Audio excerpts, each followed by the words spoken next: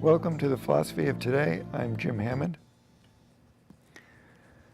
We've talked about philosophy in general, but we haven't talked about the philosophy of today.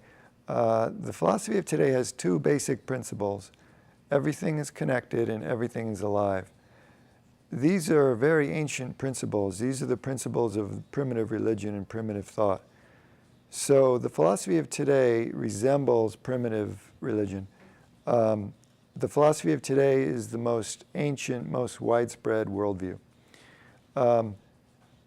Even though it's very ancient and widespread, it's also a revolutionary worldview in relation to the modern Western view of the world. So it's both ancient and revolutionary.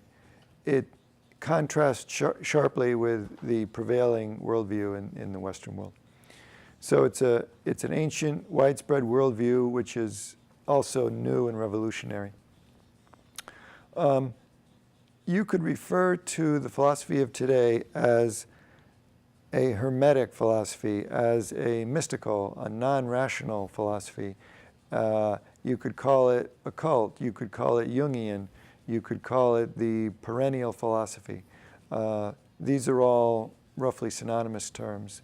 I would say that the philosophy of today respects the essence of all religions, but the rules and texts of none. So it's sort of like Rumi, the mystical poet. Rumi was a Sufi poet in Turkey, and Rumi, he visited the churches of Jews, Christians, Muslims. He was at home in all religions because he respected the essence of all religions. And that's what the Hermetic philosophy does. It respects the essence of all religions, but the rules and texts of none. Rumi was a Sufi, which is the mystical aspect of Islam. Most religions have a mystical side to them. For example, Judaism has the Kabbalah. Islam has Sufism, and there's also mystical traditions within Christianity. So the Hermetic philosophy is akin to these mystical sides which give it sort of a connection with the monotheistic religions. One might say that the Hermetic philosophy builds bridges to other religions. It builds bridges between religions. I think it can build bridges today. And it also was called upon earlier, like around the 1600s, when there were religious wars in Europe, Protestant versus Catholic, etc. People turned to the Hermetic worldview to try to build bridges between religions and make peace between religions, because it does respect the essence of all religions, and it does facilitate bridge building and communication. The Hermetic philosophy is popular with people all over the world, but it's deeply troubling to the intellectual establishment and the academic establishment. I would say that the academic establishment regards the occult with a mixture of fear and loathing. So since the occult is closely related to the Hermetic philosophy and the philosophy of today, it's by no means popular with the academic establishment. It's also troubling to fundamentalists of all faiths, people who don't want to build bridges to other religions, people who want to strengthen the separate identity of their own particular religion. So the Hermetic philosophy is popular with mystics like Rumi, and it's unpopular with fundamentalists who want to stick to the rules and the texts of their religion. One good way to recognize people who subscribe to the philosophy of today is that they're fascinated with quantum physics. You hear mystics always talking about quantum physics. They're very comfortable with it. They're very fond of it. Quantum physics has discovered that paired particles with the same spin can be separated and they still influence each other. They can still change each other's spin over the course of 1,000 miles, let's say. So if particles are close together, called paired particles, and they're both spinning, let's say, clockwise, Now you separate them by 1,000 miles. If you change the spin of one, the other one also changes. So there's some sort of communication that's instantaneous between particles. And this is what the philosophy of today is all about, what the Hermetic philosophy is all about.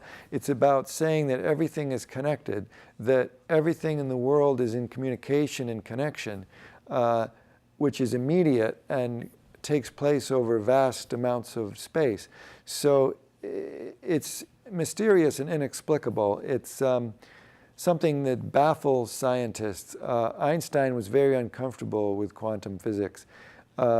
Einstein said it was spooky. He didn't like quantum physics. But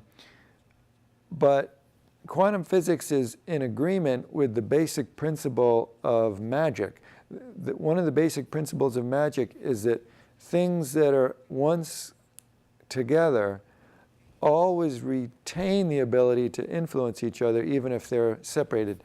So the principle in quantum physics is precisely the same as the principle in magic. The expert on magic who talked about the basic principles of magic was James Fraser in his multi-volume book, The Golden Bough.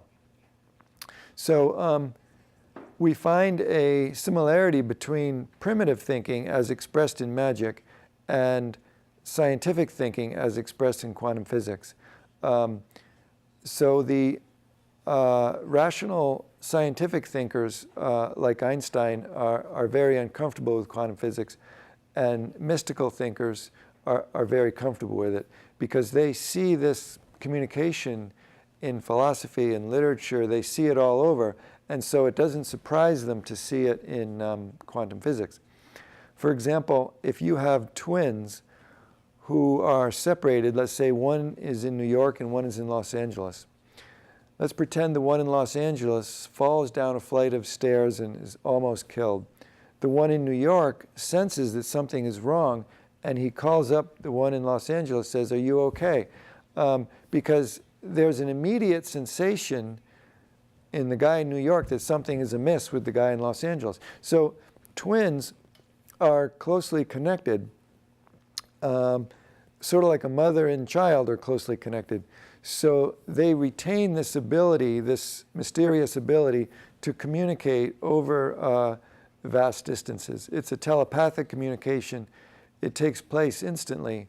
Einstein said that nothing can be faster than the speed of light. But this telepathic communication is faster than the speed of light. It's instantaneous. And it takes place among people who are close to each other, such as twins or mother and child. It also takes place among particles, as I mentioned before, paired particles. So in that sense, you could say that human beings have the same behavior as particles. The same inexplicable communication, instantaneous communication, takes place among human beings and among particles. So the philosophy of today says that we live in an interconnected universe, a mysterious universe, a magical universe. The philosophy of today, in my opinion, is very good for art. It will stimulate artists. It makes the world more interesting, more suitable for art, let's say. I think it will have a big impact on novels and films and all sorts of art. It makes the world more artistic, more interesting, more rich, more varied, more mysterious, more exciting than the old worldview, the let's call it the Newtonian worldview, Isaac Newton's mechanical worldview. When we say that everything is connected, we don't mean the physical scientific connections, such as the connection between the moon and the earth and how the moon affects tides on the earth, let's say. That's not the sort of connection I'm talking about. Or the ecological connections between, let's say, the fertilizer that I use and the groundwater and the water in the ocean. These sorts of ecological connections, I don't deny that they exist, but it's not what I mean when I say that everything is connected. What I'm talking about are the mysterious connections, the inexplicable connections between people who are close to each other, as I mentioned before, or particles and stuff like that. So we're talking about what might be called a non-rational world, a world that is baffling to reason. Essentially, the philosophy of today asks people to accept mystery. And that's a difficult thing for some people to do. They want to explain things. John Keats, the poet, said that Shakespeare's forte was that he had negative capability. He could accept mystery without trying to explain it. And that's essentially what the philosophy of today is asking people to do, to accept mystery, explain it if we can, but if we can't, just accept that it exists that way, and maybe that's why primitive man was able to see these deep truths, because primitive man accepted things as he saw them without preconceptions. He didn't bring a rational framework to the world and try to fit things into it. He didn't refuse to accept the existence of things that he couldn't explain. He wouldn't use his inability to explain something as a reason to say that it doesn't exist. So primitive man, I think, was more open-minded than we are, and that's why he was able to perceive deep truths. He also had the advantage of tens of thousands of years of experience. There's a wisdom passed down from generation to generation throughout the prehistory of man, which gives him the ability to build upon tens of thousands of years of experience. So I think he was able to perceive deep truths. So the philosophy of today, it overthrows our common sense notions of space, time, and causality. It overthrows the linear conception of space, time, and causality. We tend to think of time as past, present, future, a kind of line. We tend to think of space as sort of one thing after another. We tend to think of causality as linear in terms of cause and effect. And what the philosophy of today says is that past, present, and future are all jumbled up together. We can often anticipate what's going to happen in the future.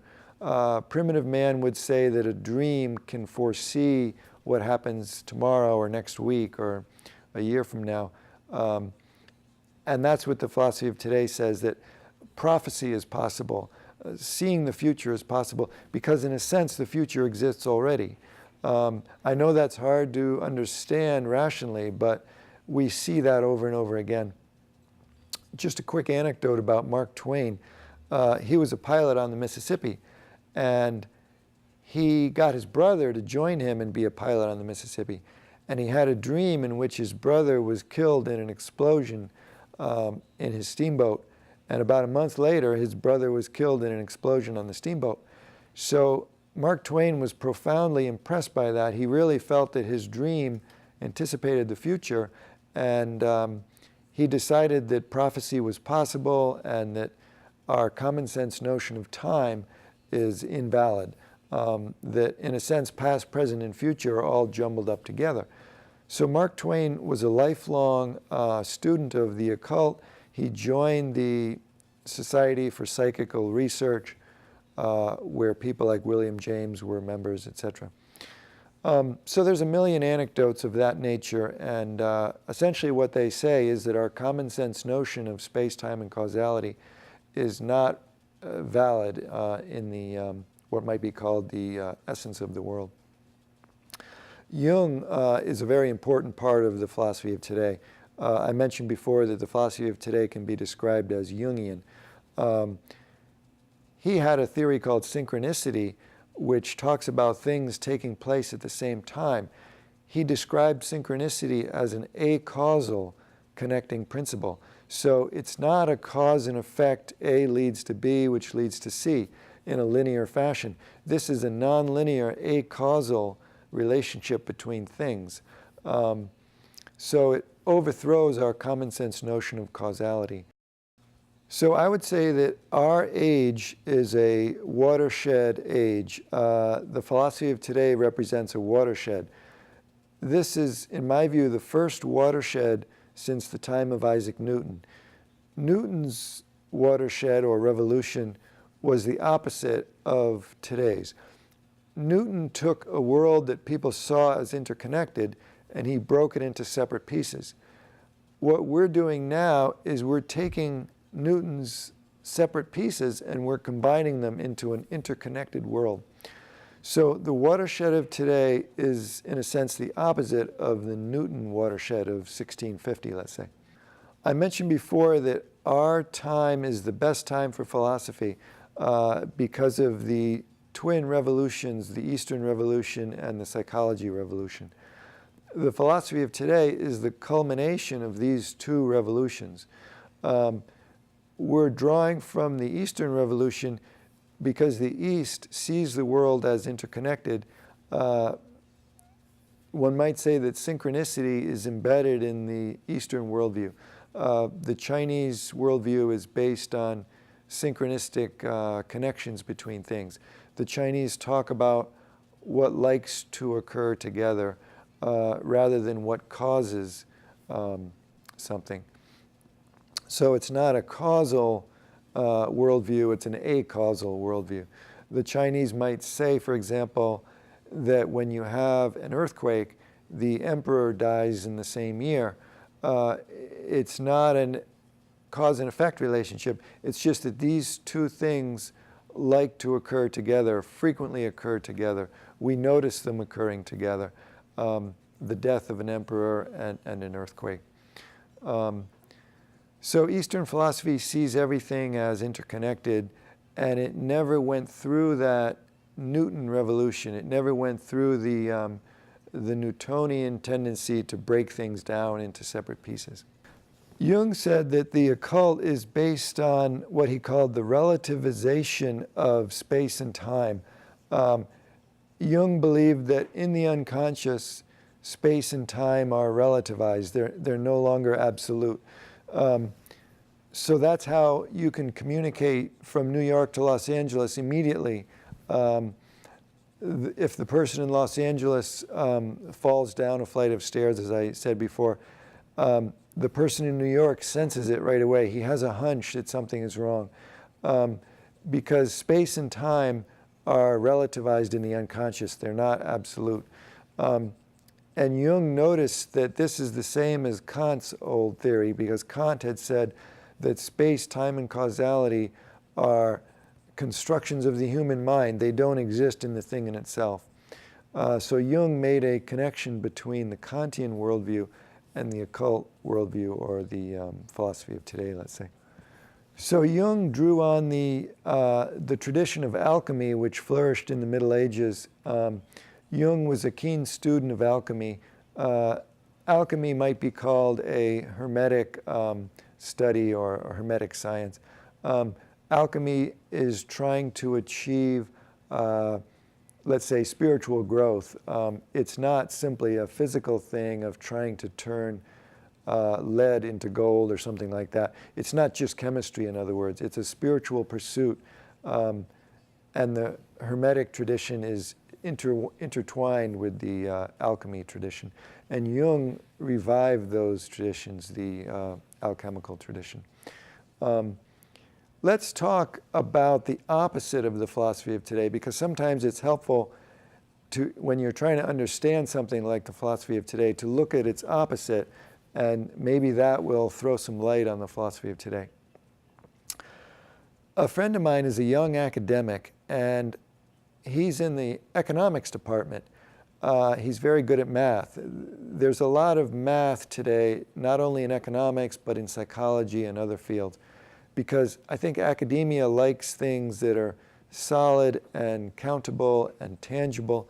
They're uncomfortable with things that are mysterious and spiritual and invisible.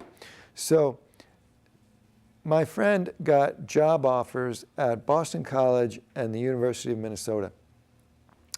So he made a list of the factors or the criteria that he was going to consider in weighing Boston College versus the University of Minnesota. Let's say he came up with 10 different criteria. The cost of living, the quality of life, the availability of public schools, whatever the case may be.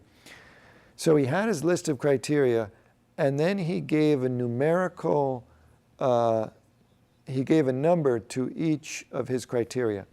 And then he averaged out or added up all the numbers. In other words, he's making a decision based on a mathematical system. In my view, this is the opposite of the philosophy of today, because it's an attempt to rationally make a decision, to reduce things to numbers. It's an attempt to get rid of the mystery, let's say, and to ignore intuitions and hunches and take a very rational approach to life. So I think this is a good example of a tendency in modern intellectual life to try to reduce everything to numbers. I remember when the economist Lawrence Summers was chosen as president of Harvard, he said that one of his goals as president would be to make Harvard more receptive to numbers, to make numbers as respected at Harvard as words, let's say. So there's a strong tendency, especially among economists, to try to reduce everything to numbers. So when I talk about the philosophy of today, I don't mean to suggest that everybody today subscribes to this philosophy.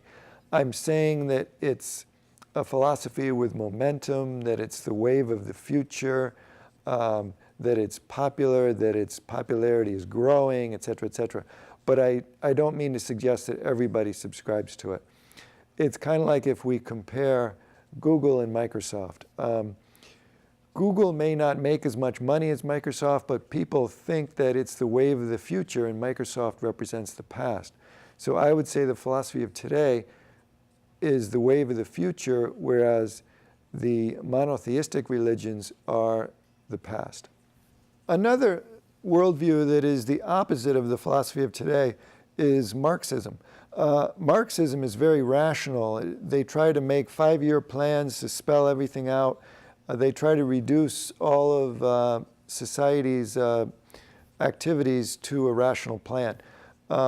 Marxism respects reason, it scoffs at the occult, it scoffs at religion, it scoffs at spirituality. Marxism is materialistic. In all these respects, Marxism is the opposite of the philosophy of today. Karl Marx himself wrote his thesis in school on the Greek Atomists, in other words, the Greek scientific thinkers who developed the atomic theory, like Democritus.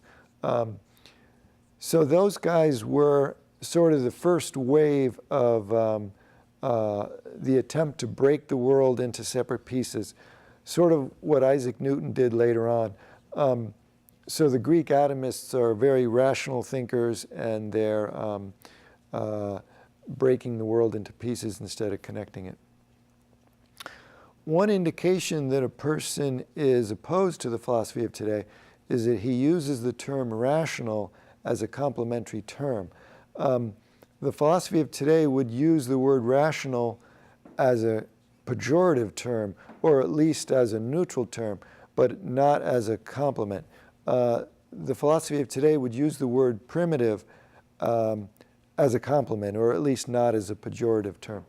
So our definitions, our attitudes toward those two terms, rational and primitive, are a clue as to where we stand on this issue. An example would be Leo Strauss. Leo Strauss uses the term rational as a complementary term. It's one of his favorite words, actually. You could count dozens of uses of that term in his books. He admired Plato and Aristotle. He has no use for alchemy or the Rosicrucians or the Freemasons or Bruno. Never mentions Jung, has no interest in Jung as far as I can tell, no interest in Eastern philosophy. He scoffs at mythology. He's not at all interested in mythology or Joseph Campbell. So Leo Strauss is a good example of someone who's the opposite of the philosophy of today. So that's all for today, and thank you for watching.